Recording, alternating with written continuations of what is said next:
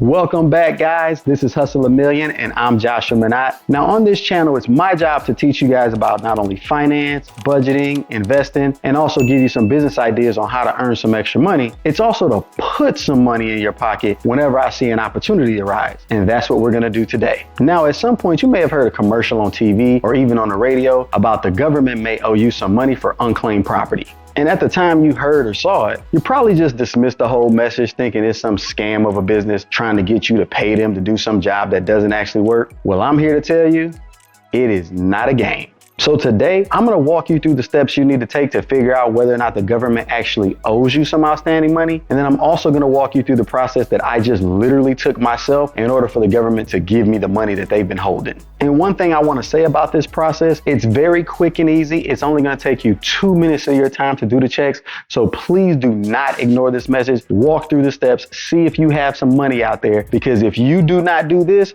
you could be potentially literally throwing some money away. But before I get started, make sure you hit that like, subscribe, and notification bell for me and watch this video to the end, as that's what helps me get this channel to grow. Now, I know one of the main questions that a lot of people may be asking themselves is, well, why would the government owe me any money at all? Well, the truth is, it's not the government that actually owes you the money. It's usually from one of your old creditors whose accounts weren't balanced when you closed the account. But once they did balance them, they realized that they owed you some money. Now, once the creditor realizes that they owed you money, they may have sent the check to your last known address. But if for some reason you ignored it or never received it and that check goes uncashed, eventually the check goes into what we call stale status, at which point the creditor would then say, well, hey, I can't get in touch with this customer. So now they submit the payment directly to the government as unclaimed property. And these accounts can range anywhere from a utility bill, a hospital bill, or even an escrow account from a mortgage. Now, the first thing you guys need to do is come on over to this website, unclaimed.org. And I have left the link to this website in the description box of this video.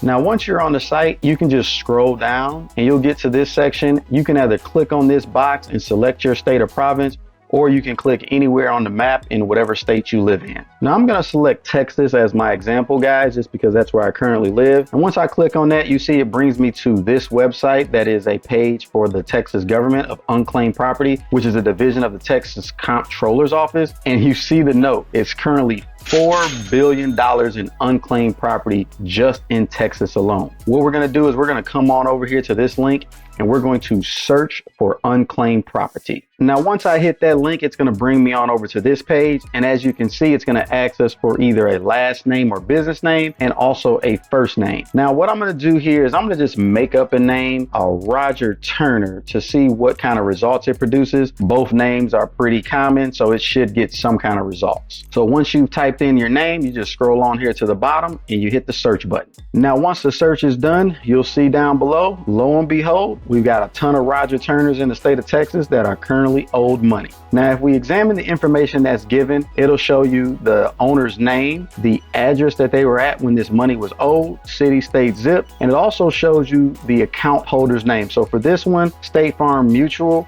this is more than likely that State Farm owed him some premiums from a policy that he used to have and was trying to reimburse him for an overpayment. They owed him $129.04, and they've owed him this since 2005. So it's been 18 years and this money has still been unclaimed. So this is the information that they provide to you guys so that when you put in your own information, you'll be able to identify whether or not the account belongs to you. And Raj, you've been owed $555 since 2005 for a customer overpayment. Now, I don't know Mr. Turner, but if any of you guys do, please let that man know, come get his money from the government. And for everybody's sake, share this video with your friends and family. The least they can do is look their name up to see if they potentially have some money out there as well. It's your money. Now, once you've identified what accounts belong to you, all you would need to do is hit the claim button.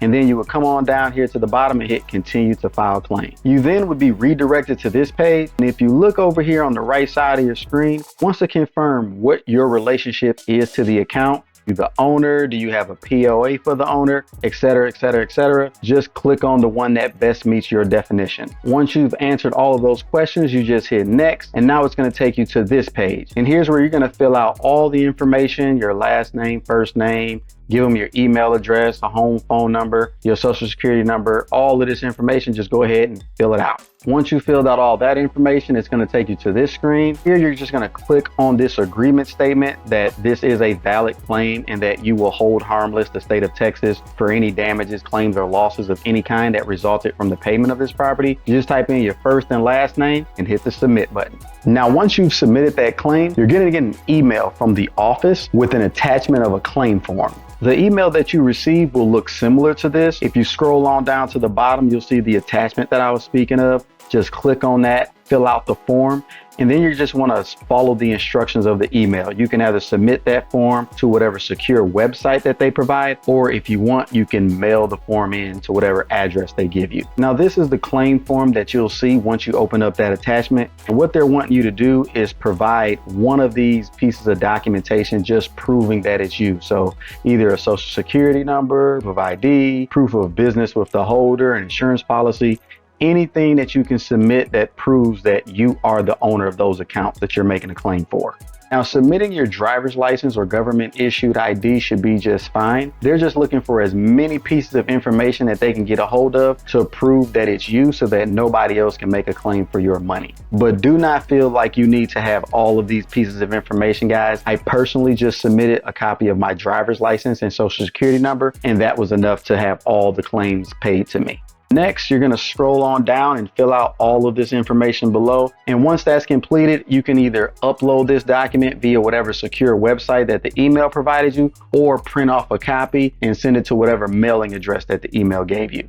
Now, once the office receives your claim form, it typically takes about 6 to 8 weeks to receive payment. But when it's all said and done, you'll receive a nice new shiny check to deposit in your bank account, just like this one that I received a few weeks ago.